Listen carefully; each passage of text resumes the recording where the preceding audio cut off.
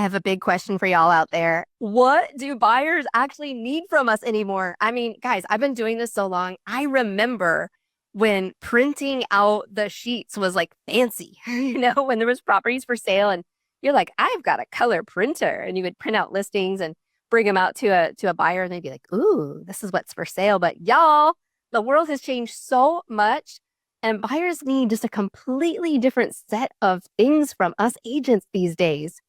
Thank you for joining us today on the Agent Power Huddle. I'm your host, Dill Ward. I'm an icon agent and team leader at eXp Realty, located in Portland, Oregon.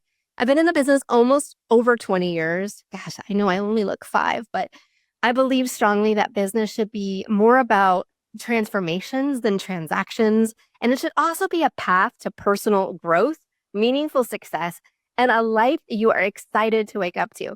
This series is designed to shift the way you show up in your business so you can lead with purpose, create lasting impact, and bring more joy into every day. Yeah. And today I am joined with another awesome, amazing realtor here in the Portland market, Devin Arthurs. Hi. Hey, how's it going? Thank I you. like this energy at 8 a.m. This is exactly what I need. Yes, that's exactly right. If you're listening out there, hopefully this is starting your workday with the right mindset. Because I don't know about you, but it takes about 2 seconds to scroll and be pissed off about something. So, the idea of getting ourselves in the right headspace and the right heart space to really go out there and serve buyers today and sellers today and all clients in the real estate space requires of us to be in the proper state and not just once a day, sometimes several times a day. Several times a day, you're like, oh my God, I have to reset my energy because I'm about to freak out. Yeah. Tell us a little bit about you. How long have you been in the business? Yeah, for sure. So I've been in the business for 11 years. I was first licensed in 2014. Spent a couple years bouncing from my first brokerage to another smaller one, and then I was with Premier Property Group for 7 years. And then I've been with Works Real Estate for the past year and a half or so. So mostly focusing on Portland Metro and Vancouver Metro, licensed on both sides of the river, and residential, some multifamily investment, and some small like office commercial. So a little bit of everything on the more smaller side. No skyscrapers or anything like that. Condos, single family residence. Fun. I like to say behind all those kinds of things, I like to say yet. Yeah, totally. Yeah, exactly. Yeah, if I want to get into that, if I want to wear a suit, maybe one day. And how, I mean, I always love to hear people's sort of real estate origin story. I mean, I was joking with you when I said sometimes people trip and fall and they just, oops, I became a realtor, which is Yeah, a lot of us. So I'd love to hear your story. yeah, What were you doing totally. before?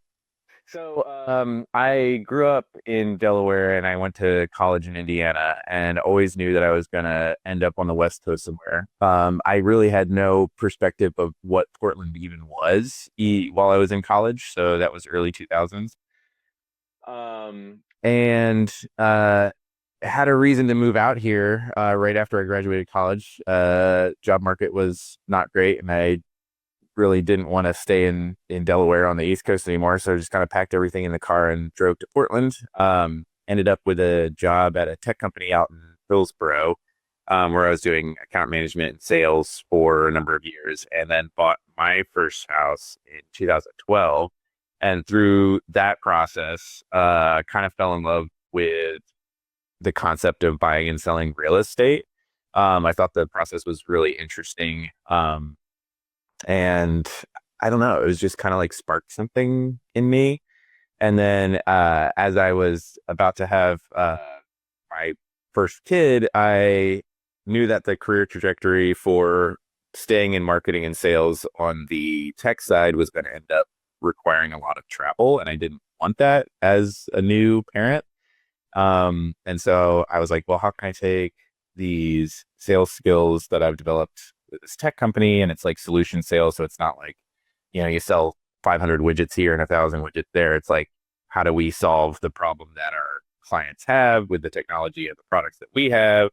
How do I take those sales skills and turn them into something where I can reach whatever potential I have as just individual business person, salesperson, what have you, where I don't necessarily have a boss and I'm kind of in charge of my future type of thing.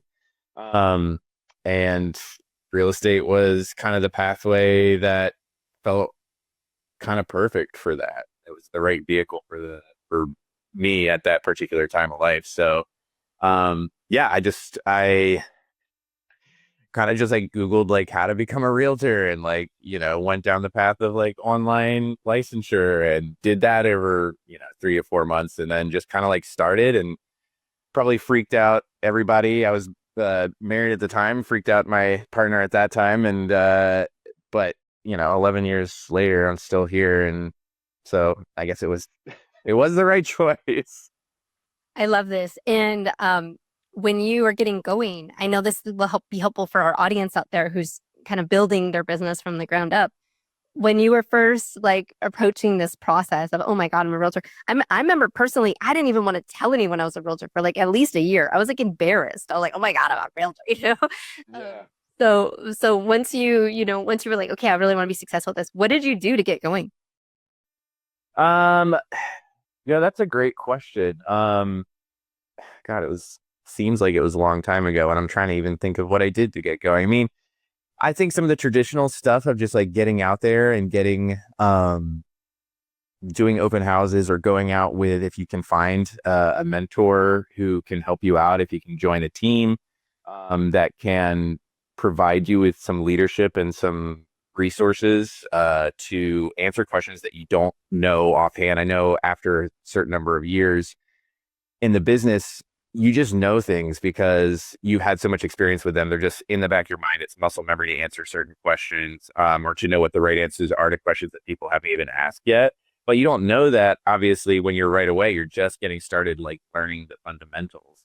And so having either a team or a mentor that can be a resource for you until you have that knowledge base already built up in your head, I think would be the number one thing. I have told people that have asked me about getting into the business, like what I would do differently or how I would recommend that they start. And at the time that I started, it didn't make sense for me to join a team and do a lot of like the groundwork. But if I were to do it over again, particularly if I was just starting out in my 20s and I didn't have a lot of responsibilities that kind of kept me in certain places, I would definitely do that. Just because I think it's going to give you a leg up more quickly, and it's not going to take you, 2 to 3 to 5 years to get, a pretty good run rate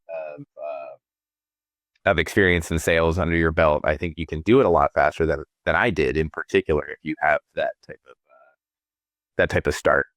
Honestly, Awesome. That's awesome. it's Okay, let's get not easy for sure, but Hey guys, it's not easy out there, but if you're plugged in, especially if you're plugging in 5 days a week to the Agent Power Huddle, where you can just get more inspiration and ideas and get connected to an awesome community. Okay, let's start talking about buyers. So, obviously, in the 11 years, technology just, every day is layered on a new version of how we can help clients. I've noticed more now than ever, they have more information that they don't know what to do with. Like they're standing in the kitchen going, well, 7 years ago when the house sold, blah, blah, blah. And you're like, whoa, whoa, whoa, back up, man. Like, let's come to this moment. Like, do you like this house or not? Right. And so yeah, totally. how are you coping with that sort of the new age buyer who kind of has everything in their hand? They're standing in the house looking at the house, but they're staring at their phone, looking at Redfin, looking at other houses. Like, have you had this experience? I have had the experience where I've gone through a house with somebody, they say they love it. They're like, there's nothing wrong with it. It checks all their boxes. And they, like you said, are literally looking at their phone and are like, oh, this one just popped on. And I'm like, if we're always looking for whatever the next new shiny thing is, like it will be there for us to be distracted by.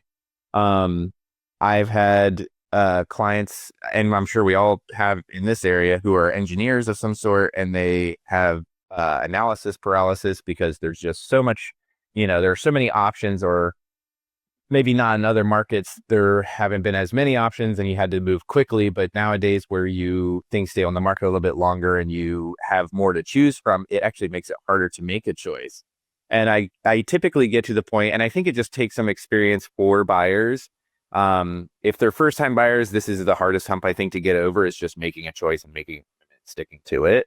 Um, I think as people get further into it and they're like, a house is kind of a house, it's in different locations. The location's obviously like the most important element. And then how does it fit with our lifestyle at this time? And does it make sense for the next 10 years? Like, they can be a little bit more practical about things.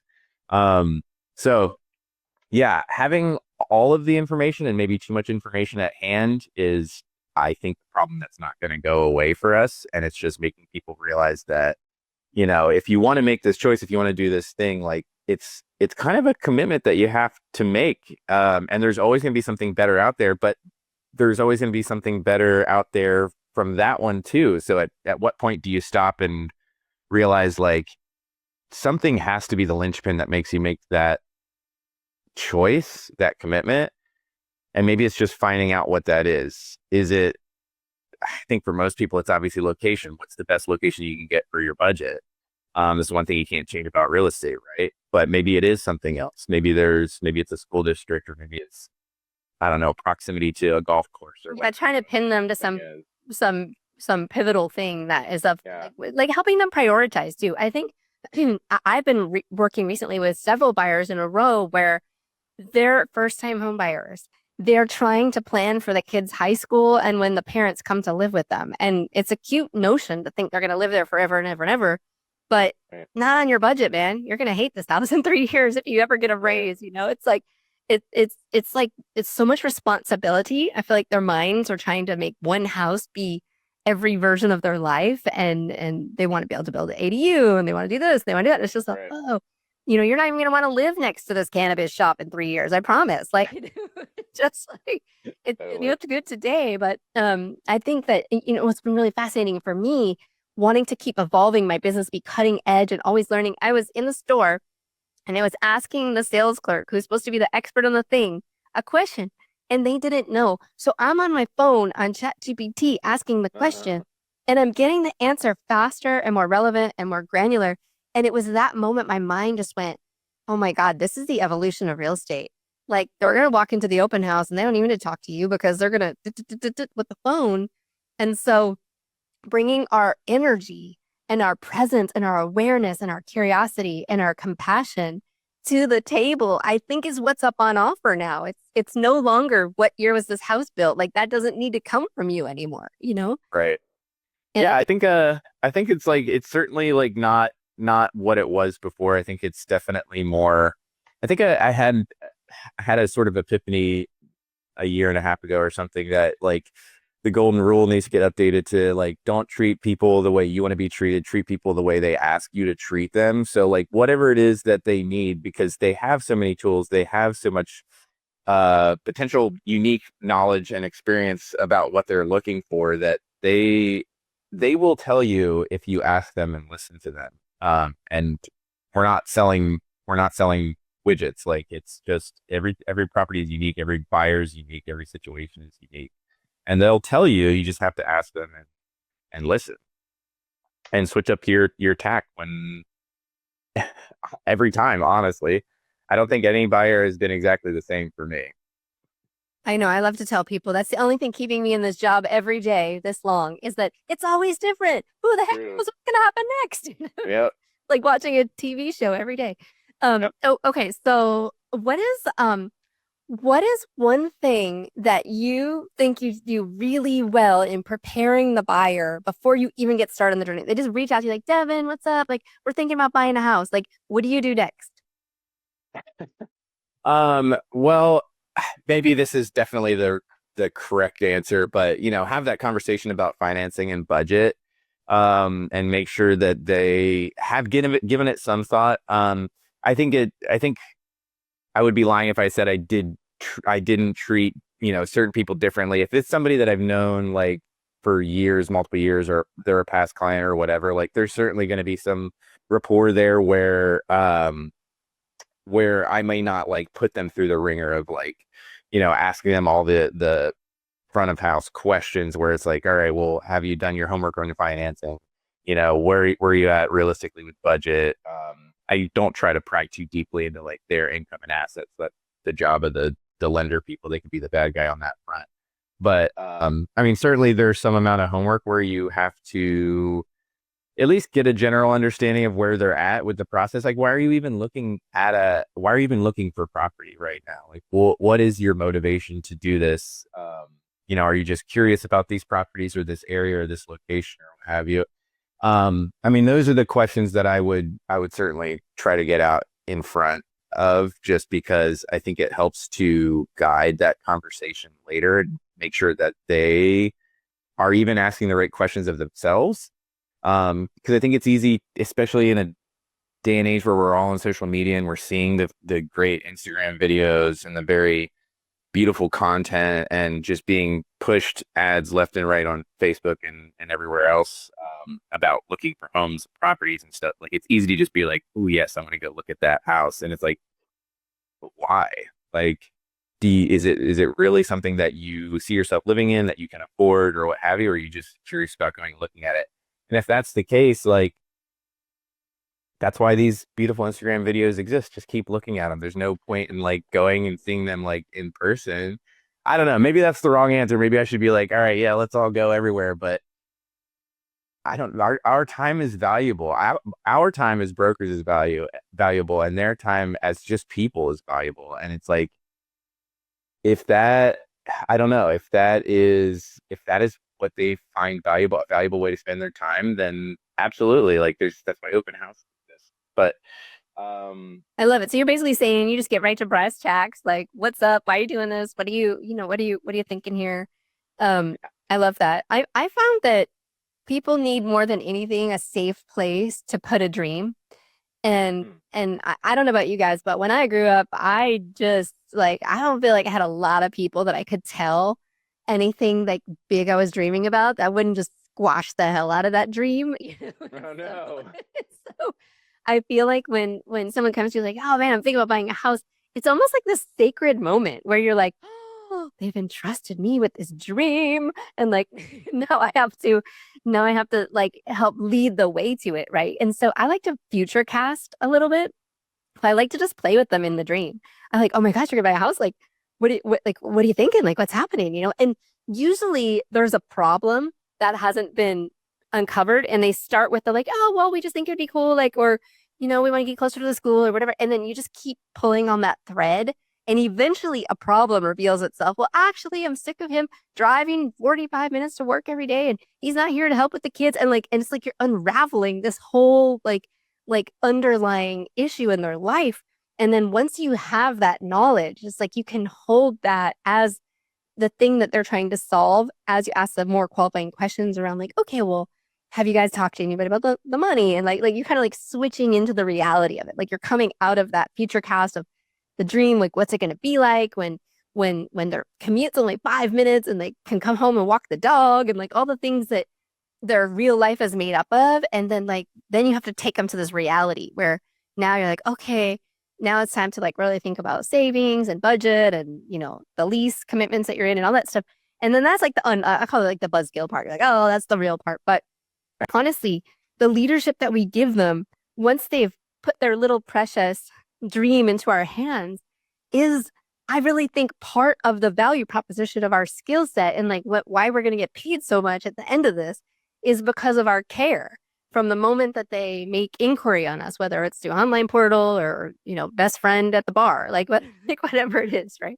And so but I love what you kind of said too, and just weaving it in. It's like both ways are right. Like there's so many ways to navigate these conversations with people, but I do believe here on the Agent Inspired episode, to all the audience out there, just keep evolving the way you do it, the way that feels right to you and intuitive to you. Because people need us more than ever. They need a human being to talk to express fears, to express dreams, and someone who will care for them through that process. Because AI is not going to take that part yet. It might get there, not yet. Okay, so you get so you get them all set. They're pre-approved. You're out searching. How many houses do you go look at? This is something I always want to know what other realtors do. How Oh many yeah. houses do you go look at in that first like burst of let's go look at houses? I mean, it's totally dependent on like what their situation is. Like I've had people that are only in town for a weekend, and so we'll do. I mean, I think I've done 15 or 16 houses over a weekend. So like 8 to 7, 7 to 8 on the first day, 8 to 9 on the second day. That's like obviously kind of a jam-packed weekend. And I do kind of caution people like, hey, eventually these are going to just kind of bleed together. You're going to forget. You're going to think you're going to build a Frankenstein house in your head of like that kitchen, but with that living room and with that backyard. And you're going to be remembering three totally separate houses that you like squished together. Um, so I typically don't recommend that unless kind of outside forces force us into that. I So like yeah. that you're yeah, I love that you're willing to powerhouse though. I mean, a lot of buyers do need that. They literally have 48 hours in your city and they Yeah. need to figure out if this is the right place for them and they need to get a taste of it.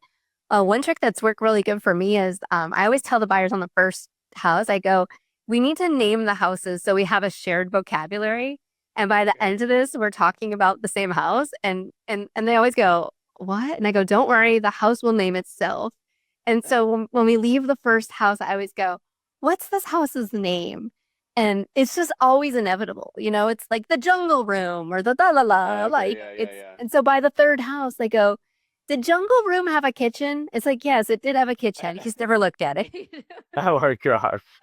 Yeah, yeah. I mean, that's the thing, and I don't know if your experience is the same, but like at some point, if we're generally looking in the same area, same budget or whatever, you start seeing houses being very similar, and then you've got a ranch that looks like the ranch, and you've got a split level that looks like the split level, and you can kind of know from the looking at the outside what the inside is going to look like. Obviously, everything is a little bit different, different levels of maintenance or updating.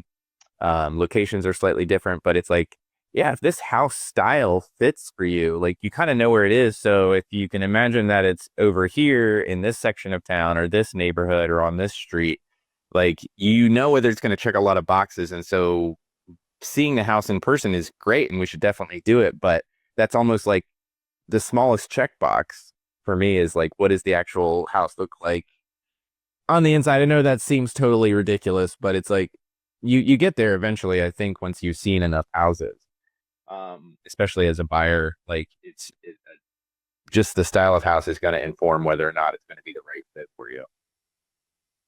Awesome. Okay, if you could give a new agent one piece of advice for working with buyers, what would it be? Uh, Listen more than you talk. I think would definitely be I, that would be the advice I give myself every day still. So, um, I think that's probably great for everybody. The buyers will tell you what they need eventually. Maybe it takes a little bit of the right question asking or creative question asking, but if you're listening, they'll tell you. I love that. I always say that, guys. Stay curious, ask more questions because sometimes you just keep pulling on the thread and you discover something that was really material important to helping advise someone, but they didn't bring it out in the front, right? It took some real teasing it out and helping them get clarity. I mean, a big part of our agency work these days really is coaching and providing a space to verbally process what's in one's brain. And I love when you're working with couples and one looks at the other and you're like, what? I had no idea that that was important to you. Yeah, totally. You're being their mediator in some way. Yeah, Um, absolutely. okay. What skill like what special tricks or whatnots do you throw out when someone's dealing with multiple offers? Um, so there's a couple that there's a few options, few strategies that I usually use, and I'm sure you probably run into these before, and I'm sure many folks have. You've got obviously like your repair guarantees, not asking for certain repairs over X amount of dollars. You've got obviously higher earnest money, higher down payment amounts. Um, Appraisal guarantees, low appraisal guarantees, which I we can get further into the weeds on these, but these are just a few that I typically use. Shortened inspection time frames, all that stuff. Honestly, it's totally a offer dependent situation. So it's not a blanket answer to every offer that you put in, even if there are multiple offers. I think it's obviously trying to get as much information as you can about the current competitive situation. But yeah, I'm going to throw you some compliments because we were in a, almost in a transaction recently, and you're just a great communicator. I thought you were super fun to talk to. You were always eliciting and asking questions and trying to gather information as your buyer was coming around to making decision. And this skill cannot be expressed enough out there, guys. If you are not talking to the other agents, if you are not asking questions and trying to set your buyer up for success before you even get in the ring, you're doing it wrong. Guys, I get on my listings, I get a offer just shows up in my inbox. Nobody even told me it was coming. No one has called. No one has asked about anything. Like they didn't even text me to tell me it's there. Like, don't be this person, man. Be better. Yeah. Honestly, well, as a person who has quite a few listings, it can be overwhelming the amount of passive communication that you get, and actually somebody calling you on the phone and telling you, even if it's kind of funny too, because it's like, I have that feeling sometimes as a buyer's broker where I'm be like, hey, I'm calling to tell you that there's an offer in your inbox. And that seems like I'm probably bothering you or like interrupting some important thing that you're doing. And you're probably like, oh, okay, cool, thanks. And I'm like, I don't know if you want to have a conversation about it because you have not looked at it, I'm sure, probably yet. So I'm not calling to like grab 10 minutes of your time to try to extol the virtues of this offer. I'm just calling to let you know that it's there because it's probably the 6 emails have come in behind that email that I sent you. And I'm sure that you're busy and I don't want, I'm not asking you to have 10 minutes, 15 minutes of phone conversation about an offer that you haven't looked at yet. I'm just saying it's there. And at some point later, I'm going to be available between 1 and 4 p.m. Like, give me a call if you want to chat about it. That's all. I love that. You're so kind. I'm not that way. I'm like, I have an offer in your inbox. Can you look at it right now? Let's talk about it. Hi. I mean, I'm also calling, so obviously I have time available. But if you're driving or you're at or if you're driving, you're a captive audience, and you're going to listen to me talk about this offer. That's fair. As long as you can do both. Maybe if you have like self-driving car or something. I know. Awesome. Well, this is so fun. We could talk about this all day because, man, there's just a million nuances to helping serve people out there as a realtor. But how lucky are we that we get to do a business every single day that helps us be 1% better of a human being, to care and be compassionate about other people. I mean, I can't think of a better job. That's why I'm still doing it. I want to thank you so much for coming today, Devin. I know it was a bit short notice, but you just jumped in and you're a say yes kind of guy. So I think that means that you're going to be wildly successful. And for everyone out there, guys, hey, it's so important. Stay curious, be bold, stay inspired, and stay connected to the Agent Collective. Thanks, Dill. If you'd like more information or to get connected to the Agent Power Huddle, join our free Facebook group. This call was designed for the agents in our EXP organization, but open to any agent from any brokerage. If you're a guest and you're interested in learning more about EXP or our specific resources within the Agent Collective, reach out to the person who invited you to this call to get more info. Produced by the Agent Collective Media Network.